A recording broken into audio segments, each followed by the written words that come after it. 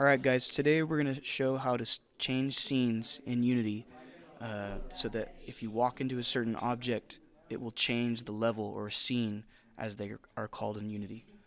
So to do that, basically we're going to add a script to the object that we want to cause the change in the scene. So if we click on this house right here, right, we can go and you can see it's selected here, and over here there's a box collider. We want to make sure that if you're going to add a SceneChanger to it, that this trigger is checked, just like it is right there. And then we're basically going to, there's a couple ways to do this, but the way I usually do is I right click, or I click on here, and click on, start typing in script, and then new script. That's what I want. New script, and I'm going to give it a name here. I'm going to call this SceneChanger. Notice that there's the capital S and the capital C. It's very important that you always make sure that these match how it looks in your script, okay? So I'm going to click Create and Add. To open up the script and look at it and change it, I'm going to double tap on it. So double click.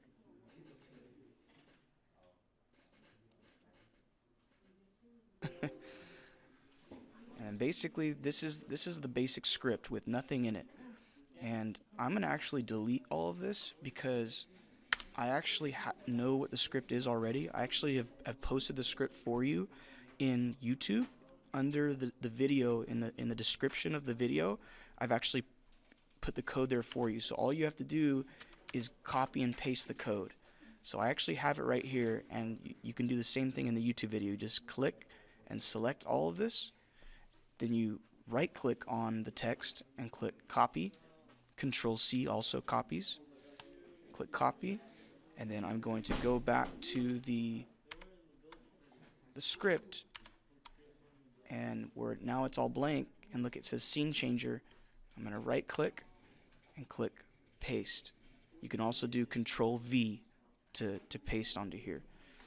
And so you can see that the name right here, the public class, perfectly matches the name that I gave the script. You have to always make sure that this name matches this name.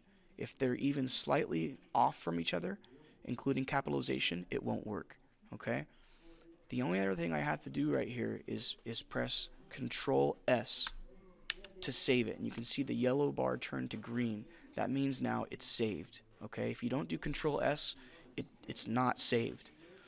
And notice as you look at this, what this is saying, it's saying that when there's a trigger on this object, right, which you guys saw I had checked over here, and it's based off the box collider, which is just basically like a giant square that if someone hits the square, it's going to cause a trigger, which this trigger is saying, hey, if anything that's tagged with the name player hits this, then the scene manager will change the scene to whatever the target scene is, which is based off of this public string, which when it's public, again, that word means that it's now available to be used in Unity, in the inspector.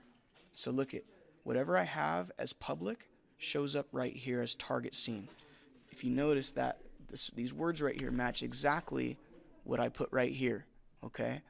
And so it's saying that instead of having to put the scene name on this script right here, I can actually just type in the scene name right here that I want it to change to, okay?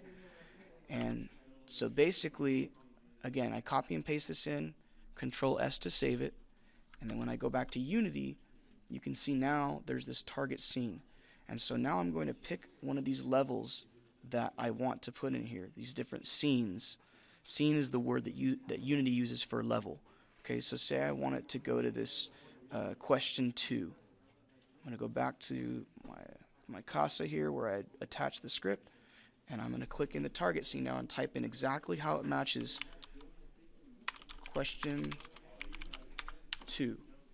Okay? And so now I'm going to test this. And so I'm going to try and walk into this house and see if the scene will change. Let's see if it works. Press play.